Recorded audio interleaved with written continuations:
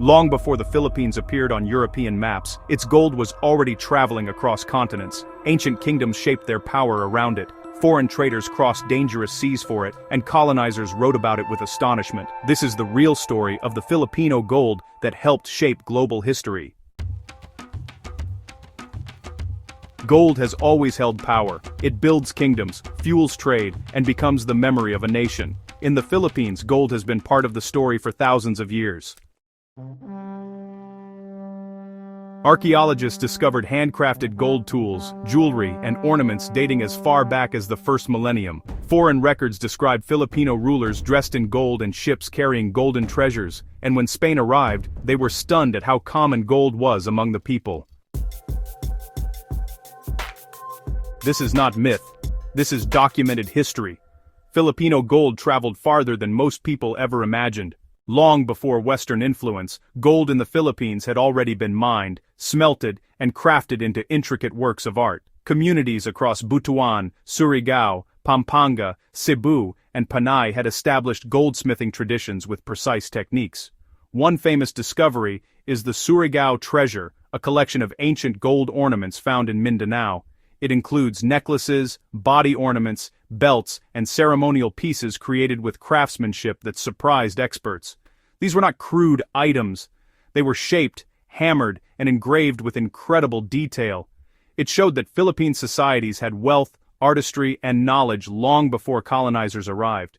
Butuan, in northeastern Mindanao, was one of the most important gold centers. Archaeologists uncovered gold tools and ornaments, along with the Balangay boats, which suggests that Butuan was a major trading hub. Chinese records from the Song dynasty describe Butuan sending tribute missions to the imperial court.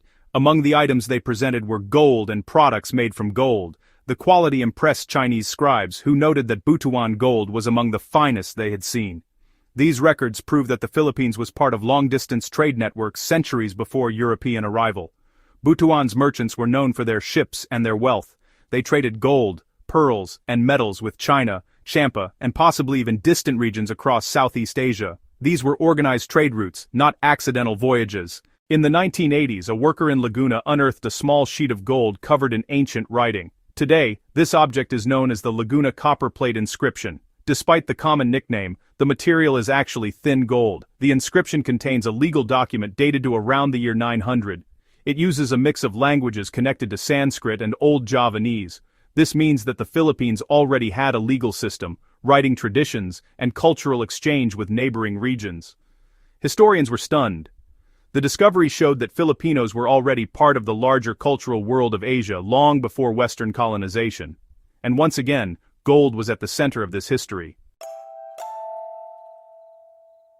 When Spanish chroniclers first arrived, they made quite a few observations about gold in the islands. Antonio Pigafetta, who traveled with Magellan, wrote that locals wore gold jewelry in large amounts. Other Spanish writers noted that even ordinary communities used gold for accessories, tools, and trade. They found that Filipino goldsmiths had highly developed skills. Gold was hammered into very thin sheets, woven into belts, formed into beads, and cast into intricate shapes. Filipinos used methods similar to other advanced gold-working cultures in Asia. To the colonizers, this was unexpected. They believed they were arriving in a land without developed artistry. Instead, they found societies that had worked with gold for generations.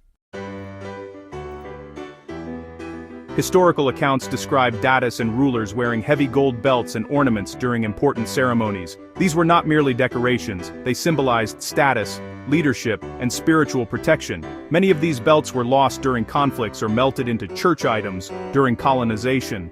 Researchers continue to search for surviving examples in museums and archives across the world.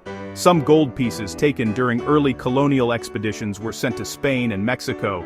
These lost artifacts represent the cultural wealth erased or hidden during the colonial period.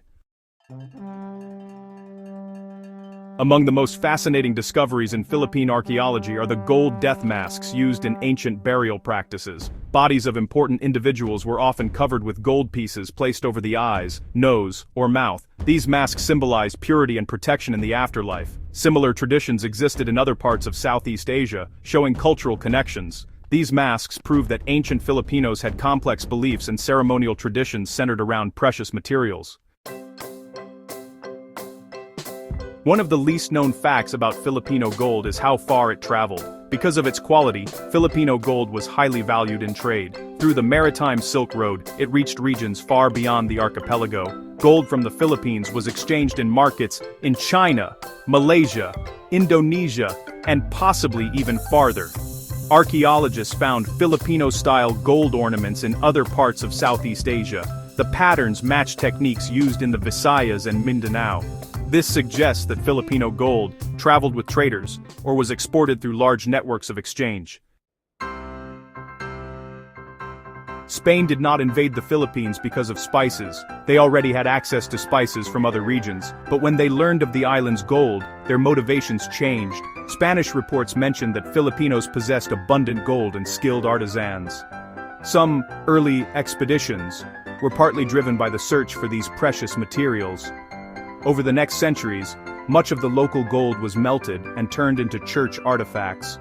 Golden ornaments were repurposed into crosses, chalices, candle stands, and decorations for religious institutions. This explains why some of the earliest church collections in Manila, Cebu, and Iloilo contain pieces of gold that do not match European styles. They were originally Filipino. In the south, especially in the Sulu Sultanate, gold was also abundant. Tausug and Sama communities used gold to create fine jewelry, ceremonial items, and trade goods. Spanish colonizers noted that the people of Sulu had access to gold mines or gold trade routes that supported their economy. Gold helped strengthen the political power of Sulu and kept the Sultanate wealthy and independent for centuries.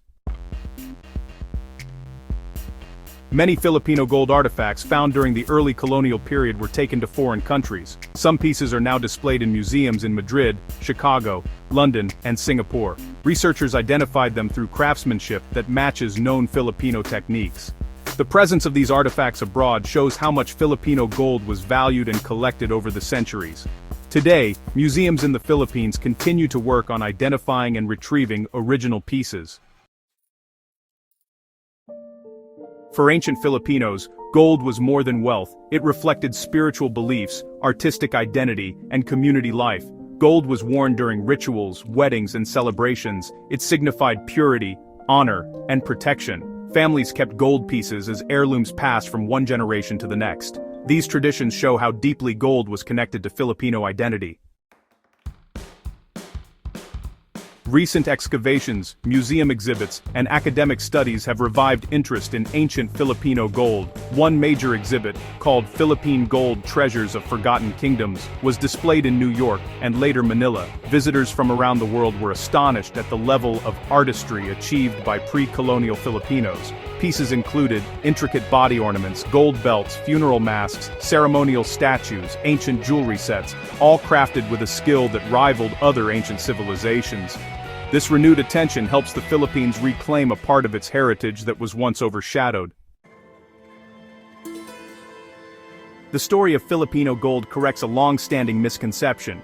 For many years, history books focused on colonization, suggesting that civilization began with European arrival. But the gold artifacts of Butuan, Surigao, Cebu, Pampanga, and Sulu tell a different story.